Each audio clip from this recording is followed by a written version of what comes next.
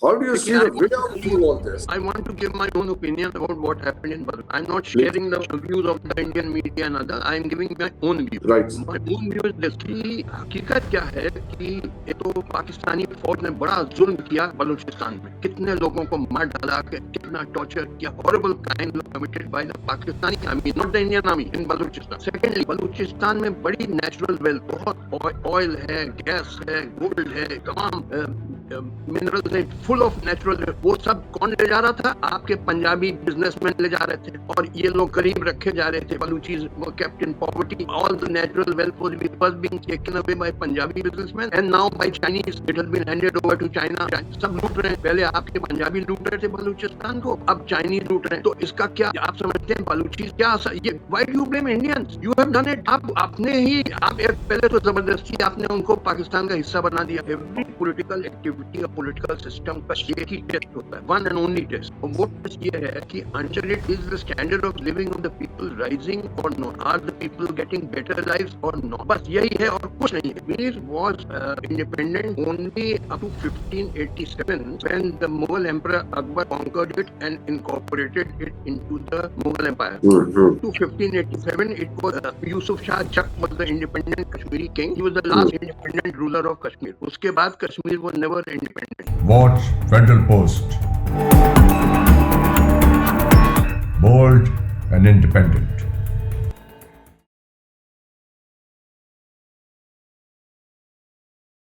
अस्सलाम वालेकुम, मैं हूं हसन जफर और ये है program talking politics. It's my pleasure to welcome justice Markandey Katju साहब to this show.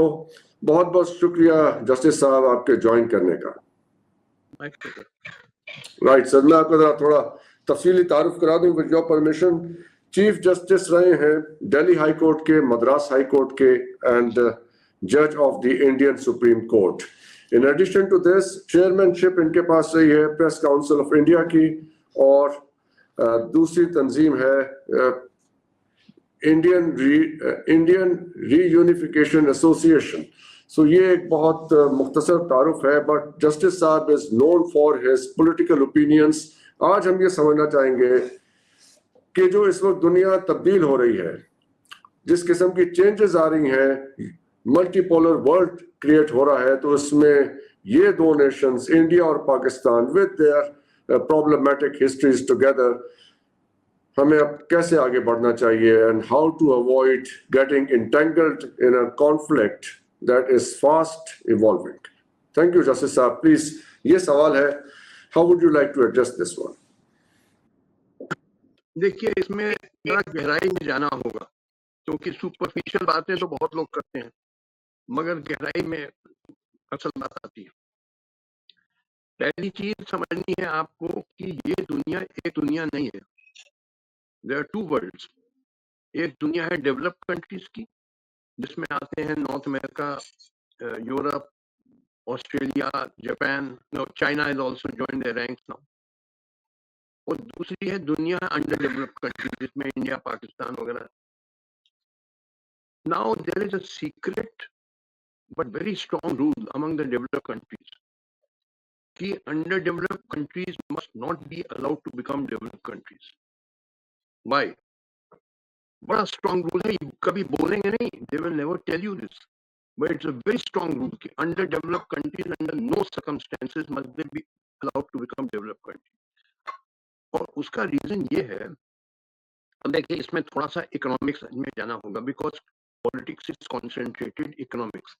Unless you understand economics, you will not be able to understand politics. देखिए, cost of labor is a big chunk of the total cost of production. And if the cost of labor is less, then the cost of production is less. And if the cost of production is less, you can sell your goods at a cheaper price and undersell your business rival. Because there is competition in the market. One businessman eliminates another businessman not with guns or bombs or swords, but by underselling him, which means selling the same high quality goods but at a much cheaper price. अब देखिए, for example, China में एक revolution हुआ 1949 में. उसके पहले China was a very poor backward country. 95% people were poor pageants and all. मगर after 1949 जो लीडर्स पावर में आए, they rapidly industrialized China. Now they have built up a massive industrial base which is still growing. Now that massive industrial base in China, coupled with the cheap labor available in China, enables the Chinese to undersell the whole world. या आप जैसे developed countries में जो supermarkets हैं, they are flooded with Chinese goods because Chinese sell the same high quality goods which the American manufacturer can sell, but at half the price because his cost of labor is much less. आप समझे ना? अब देखिए, the cost of labor in this our Indian subcontinent is even cheaper than Chinese cost of Chinese labor. If we become a massive industrial base, this Indian subcontinent, so we will become a big rival to Western industry. They will collapse because they can't face our competition. Because we will sell goods at 1/3 the price. The same high quality goods we will sell at 1/3 the price because our labor is very cheap. You see, everything turns on cost of labor. Once you build up a massive industrial base, countries which have cheap labor have a distinct advantage over countries which have expensive labor. Labor in America and Europe is very expensive, whereas labor in our subcontinent is very cheap. So if we set up a massive industrial base, then the industries of the West will all collapse because they can't face our competition. We'll pay 1/3 the price. Now, will they permit that? Will they permit their industries to collapse and their millions of their employees to be thrown out of employment? No, they will not permit it. So how do they prevent it? They prevent people in India continent to fight each other in the name of religion, caste, language, and so on. लड़वाओ आपस में, हिंदू मुस्लिम लड़वाओ, cast के basis पे लड़वाओ. ये पूरा खेल ये चल रहा है. ये आपको समझना है कि अब जैसे कि पार्टीशन क्यों हुआ, India Pakistan, actually we are one country. Pakistan, India, Bangladesh, actually since the time of Mughals we were one country. और हम एक ही जुबान में बोलते हैं. मैं आपसे जैसे आप उर्दू कहते हैं, हम हिंदी कहते हैं, असली में ये जो कॉमन मैन की लैंग्वेज है इसको कहते हैं हिंदुस्तानी या खड़ी बोली. ये ना उर्दू है ना हिंदी है. मैं आप और हम बोल रहे हैं, ये हिंदुस्तानी कहलाता है. वो हिंदुस्तानी या खड़ी बोली कहते हैं. इसको पर्जनाइज कर दीजिए तो उर्दू हो जाएगा, जैसे मिर्जा गालिब ने या मीर ने कर दिया, तो इट्स डिफिकल्ट टू अंडरस्टैंड. और संस्कृताइज कर दीजिए, हिंदी हो जाएगा, वो भी समझना मुश्किल है. जो बोलचाल की जुबान है वो मैं आपसे बोल रहा हूँ. तो see, culture is really based on language, and our language is common, so we have same culture. India, Pakistan, we actually have we are one country. ये तो पूरी चाल थी, अंग्रेजों की चाल थी कि लड़वाओ हिंदू मुसलमानों को, इसलिए पार्टी ने बंटवारा करवाया. But we are one country. So, and we are bound to reunite one day, but it will take time because those who have divided us will not let us easily reunite, क्योंकि उनका पूरा खेल बिगड़ जाएगा. But on our part, we must transform India into a modern industrial giant. By India, I include Pakistan, Bangladesh, because unless we do that, we will never be able to abolish poverty, unemployment, and hunger, and price rise, and lack of health care. The great social evils we can only abolish if we transform the Indian subcontinent into a modern industrial giant like another China. And we can do it in 20 years. There's no difficulty. We've got top class engineers, technicians. अब यहाँ जैसे America में जहाँ मैं बैठा हूँ, यहाँ की यूनिवर्सिटीज में they are full of Indian and Pakistani professors of mathematics, engineering, sciences and all भरे हुए हैं. मैं अक्सर ये लोग मुझे बुलाते हैं क्योंकि वो top in these universities, and I found they are full of professors of engineering, mathematics, and science and all. तो कोई डिफिकल्टी नहीं है. 15-20 साल में we will become another China. मगर एक चाइना ने नाक में दम कर रखा है अमेरिका का, एक दूसरा चाइना पैदा हो जाए तो भैया तो जो कुछ बचा कुछ है सब कोलैप्स कर जाएगा. तो हमें नजर आ रहा है जस्टिस साहब कोलैप्स होता हुआ. May be it is just the beginning. Emerging science हैं जैसे BRICS versus NATO is melting down.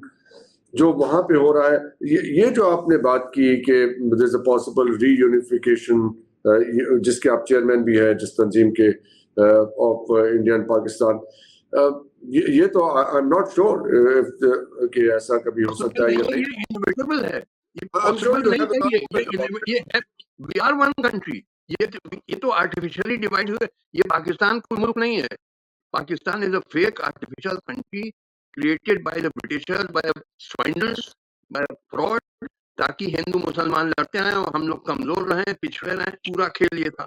But something else has happened during this while ना जस्टिस साहब, जब आप इस तरह से सोचते हैं तो अब वहां पे हिंदुत्व बहुत स्ट्रांग हो गई है और यहाँ पे एक अलग एक सोच है कि इस्लामिस्ट यहाँ पे उनका बहुत जोर हो गया एक जमाने में, अब तो शायद इतना नहीं रहा।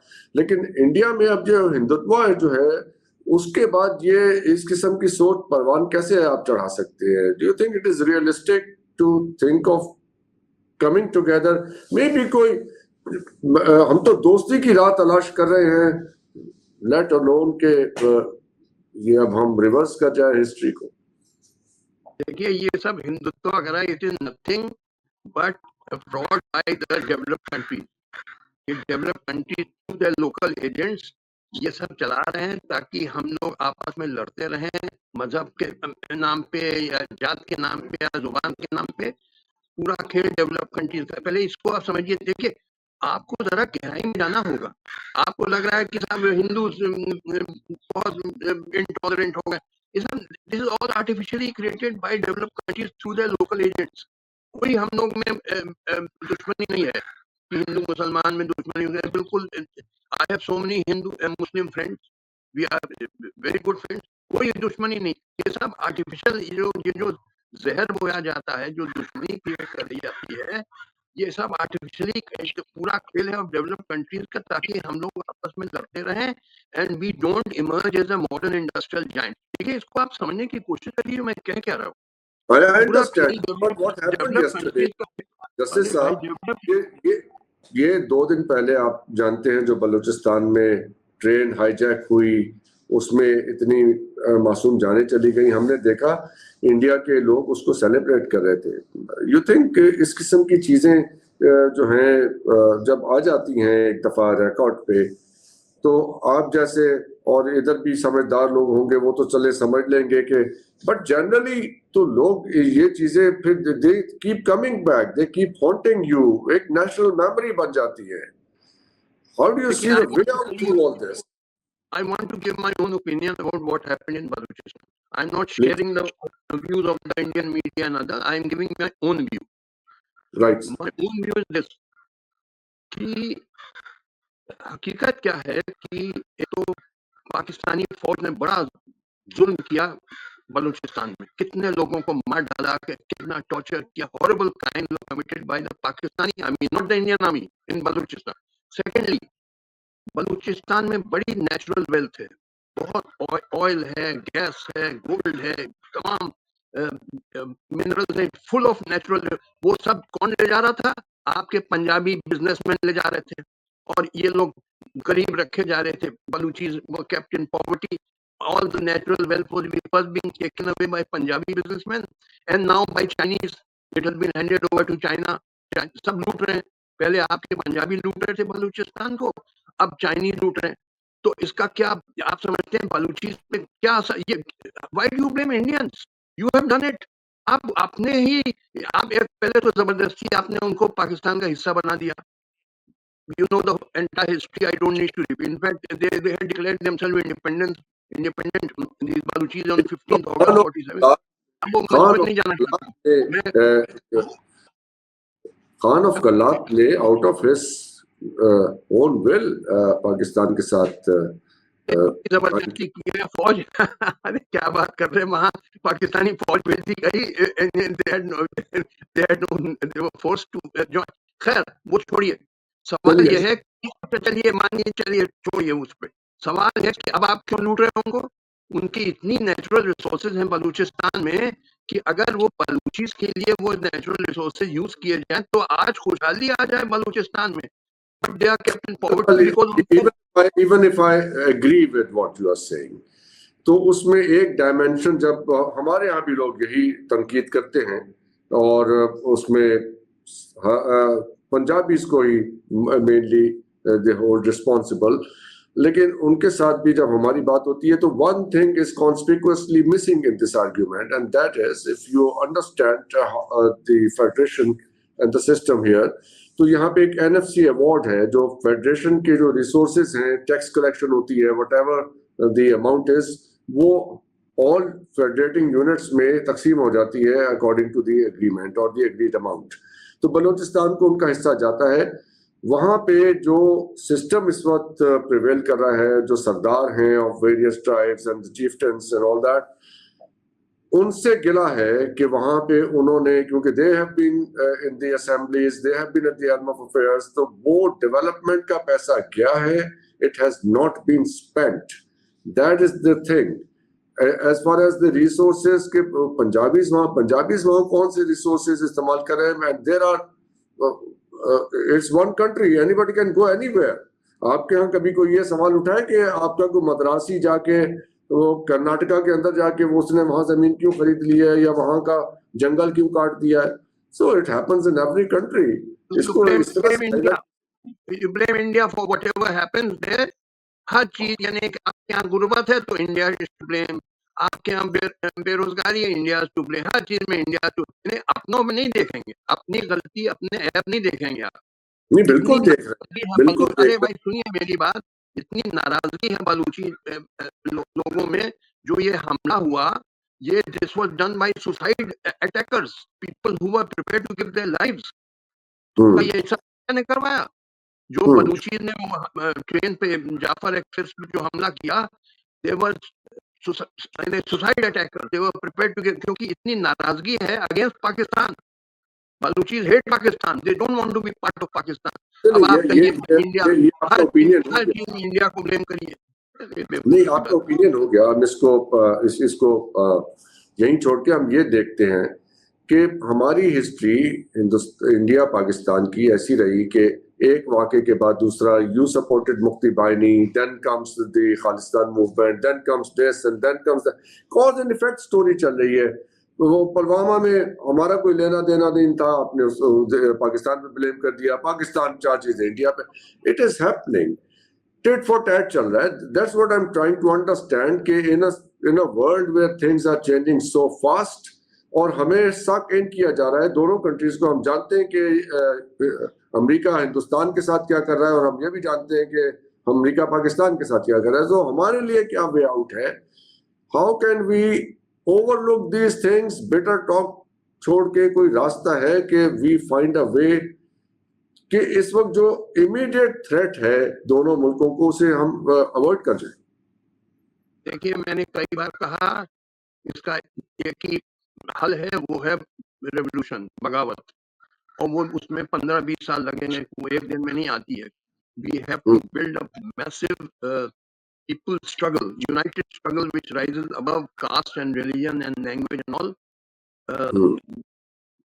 led by totally modern-minded leaders who are determined to set up a political and social order under which the standard of living of people rapidly rises and people start getting decent lives. देखिए, everything से कि एक चीज समझ लीजिए, पहले आप basic चीज समझ लीजिए।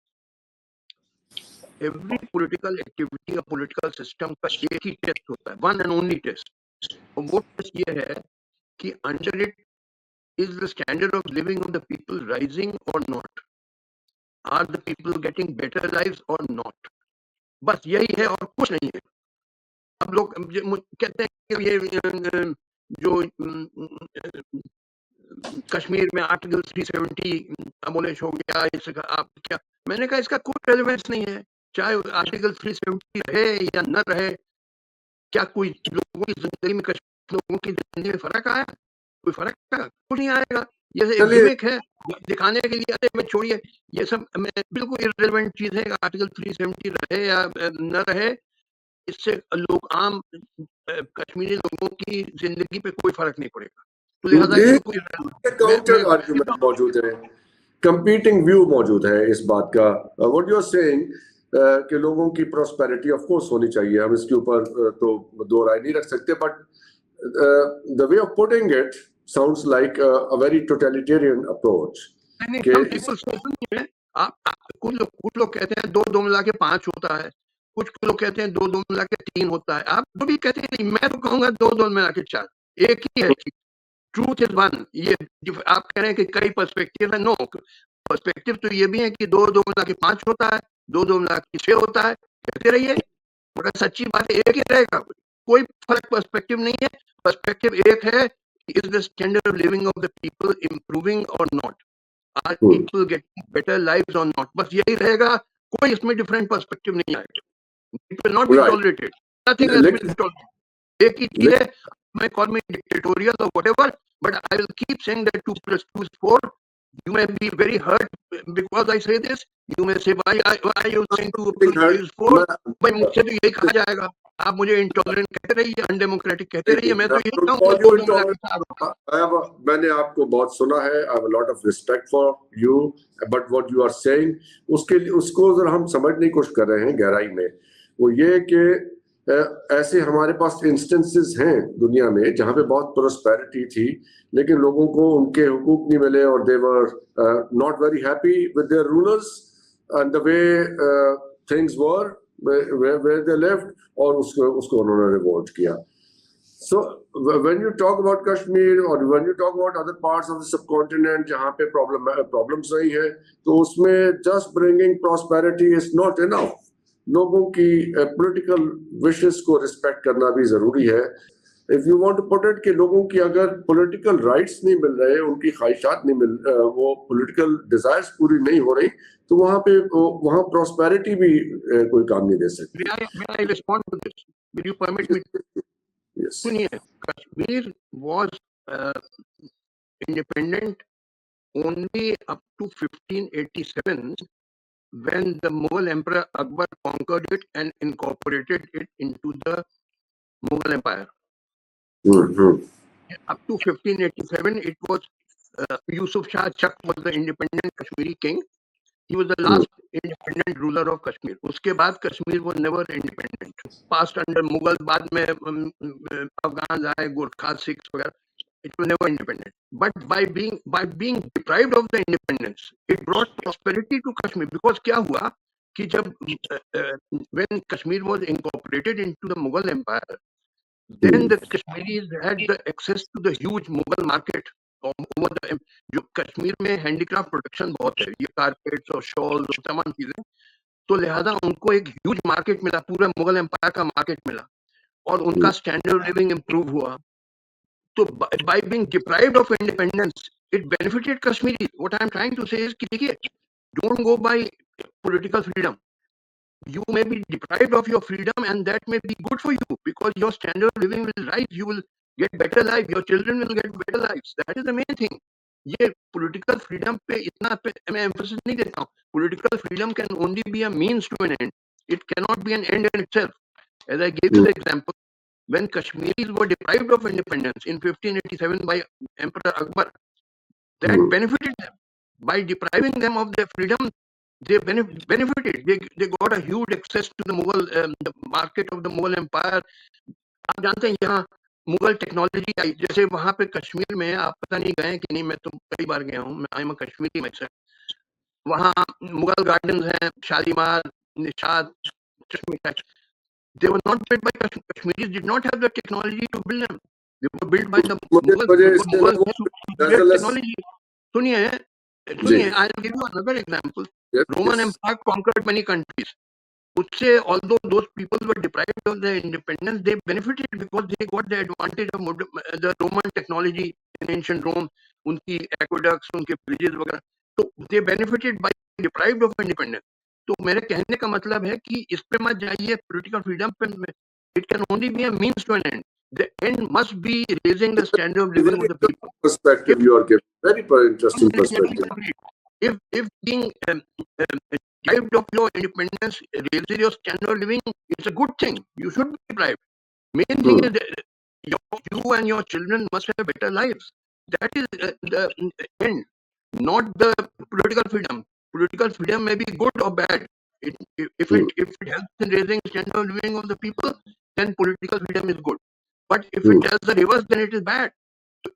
Please don't place so much emphasis on political freedom, because I gave you two examples. Kashmir and Roman Empire. In both, the people were deprived of their independence and they benefited because of that. Because they got superior technology, they got to vast markets and so on. So their standard of living rose.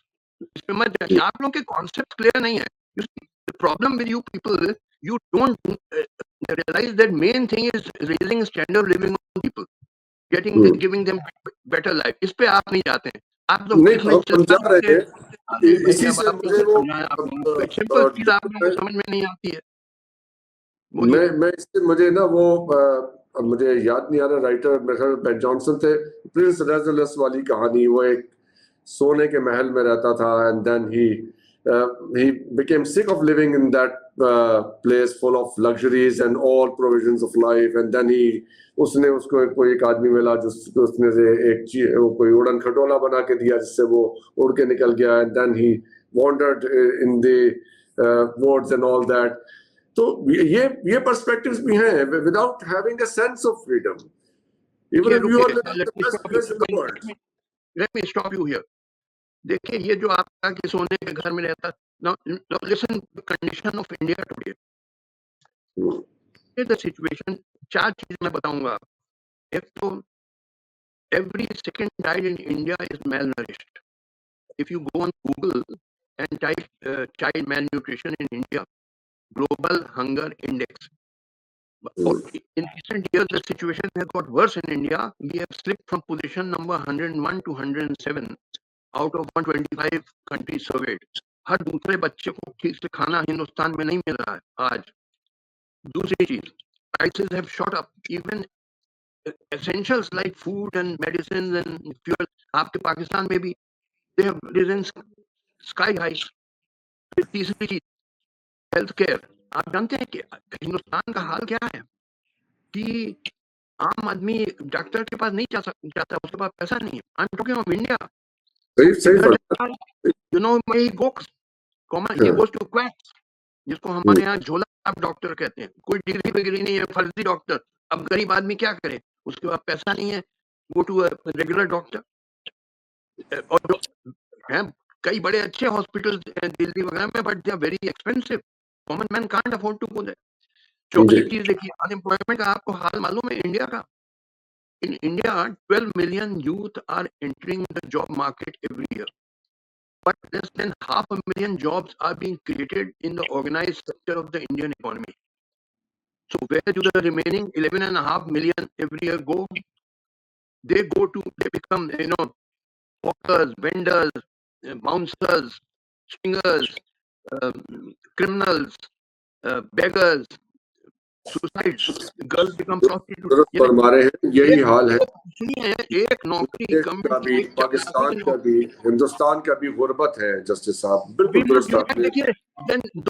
देखिए, दो गरीब लोगों के आपस में लड़ना चाहिए कि साथ होके गुर्बत. एब्सोल्युटली. मैं अभी जो हम लोग को लड़वाया जा रहा है. अरे भाई सुनिए, जो हम लोग को लड़वाया जा रहा है, is it not being done by some external agencies who want that we agree with you. अरे भाई आप सुनते नहीं है. डेवलप कंट्रीज का खेल बड़ा स्ट्रॉन्ग रूल है. ये सीक्रेट है. It is very secret. You will never say it openly कि under developed countries must not be allowed to become developed countries, because if they do, then with their cheap labor they will destroy our industries, because they will sell goods at 1/3 the price at which we sell. तो उनका माल कौन खरीदेगा? आप समझे ना. पूरा खेल ये है कि under developed countries must be kept. अच्छा, हमारा क्या एम है? Our aim is we must become developed countries, because unless we develop a massive industrial base in the Indian subcontinent, we can never abolish poverty and unemployment and hunger and lack of health care, lack of good education. So our aim is directly contrary to the aim of the developed countries. Developed countries का aim है कि the Indian subcontinent must remain poor and backward and fighting each other. Our aim is just the reverse, that we must become a highly industrialized region. The whole we must unite. India, Pakistan, Bangladesh must unite and become a modern industrial giant like another China. मगर एक China ने नाक में दम कर रखा है America का. एक दूसरा चाइना पैदा हो जाए तो क्या होगा? उनके Direct will they competition। हाँ, नहीं तो हमारे पास अब चलिए इसको तरह रियलिस्टिकली जो आपके जहन में है एक यूनिफिकेशन का खाका, उसको जरा रियलिस्टिकली देखते हैं। वाजपेयी साहब ने तो आके ये तस्लीम कर लिया कि now we are two independent countries, तो लेट्स थिंक ऑफ अस ही एज मेरे टू, को नहीं, मैंने नहीं लिखा, I am not Vajpayee, I am you not don't want to Vajpayee. buy it, you don't have to buy it, लेकिन उसका चलिए उसका कोई एक आउटलाइन तो बना के देखे ना जो कि workable under the present situation हो, कि कुछ डीमिलिटराइज कर लिए जाएं एरियाज जहां पे कॉन्फ्लिक्ट ज्यादा होने का खतरा है, कोई आसानी आमदोरफ्त में कर दी जाए लोगों के लिए, कोई दिलों से जो में जो इतना जहर भरा हुआ है वही कुछ कम हो, दोनों तरफ की कोई अपने कोर्स और सिलेबस ऐसे कर लिए जाएं कि एक दूसरे के बारे में अगर कोई उसके अंदर बहुत स्ट्रॉन्ग पोजीशंस हैं तो वहां से, ताकि आने वाले जनरेशन का बच्चों का जरा दिमाग ठंडा हो। I mean there has to be a way forward, सुनिए, अब सुनिए, और इट विल एंड भाई वेयर। आप, अरे भाई you are living in a world of make believe. अब सुनिए, रियलिटी चाहिए। Pakistan was created, India was separated, Pakistan was created so that hostility must continue. India and Pakistan must remain hostile to each other. क्योंकि अगर hostility खत्म हो जाए, then we will reunite.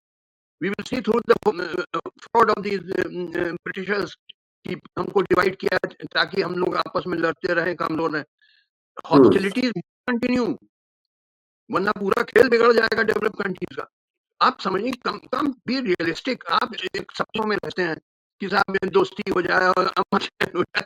पूरा पाकिस्तान बनाने का वजह ये था कि अमर चैन ना हो, दुश्मनी रहे, हॉस्टिलिटी रहे। पूरा यही तो खेल बात है। सुनिए, अगर हम आइडेंटिफाई करके, let's say from your point लोग of view, कहते if we have identified कि this is the reason and for the, तो इसका कोई रियलिस्टिक हल भी निकलेगा ना, पॉलिटिकल हल निकलेगा। हैं रियलिस्टिक हल बता, वो आपने सुना नहीं, मैंने बताया था पहले, मैं रिपीट कर रहा हूँ। रियलिस्टिक हल निकालने में 15-20 साल लगेंगे। 15-20 साल में we have to jointly in India, Pakistan, Bangladesh, we must develop a mighty people's united struggle which will stretch over 15-20 years. And then 15-20 साल led by modern minded leaders, patriotic leaders, selfless leaders who are determined to set up a political and social order in this subcontinent under which the standard of living of the people rapidly rises and people start getting decent lives meaning proper employment, proper health care, proper food and proper education. में 15-20 साल लगे, बड़ा लंबा ये struggle है। ये मत समझिए आप चाहते हैं कि कोई जादू की छड़ी है सब ठीक कर दिया जाए फौरन। इसमें the mighty struggle has to be launched, which will take 15-20 What years. should be the starting point?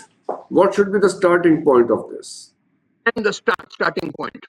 Sometimes one person is, let me elaborate on this. कई लोगों ने मुझसे कहा आप कहते हैं आप ही सच हैं बाकी सब गलत हैं। मैंने कहा yes, now let me give my reason. देखिए, एक शख्स था, उसका नाम था कोपरनिकस।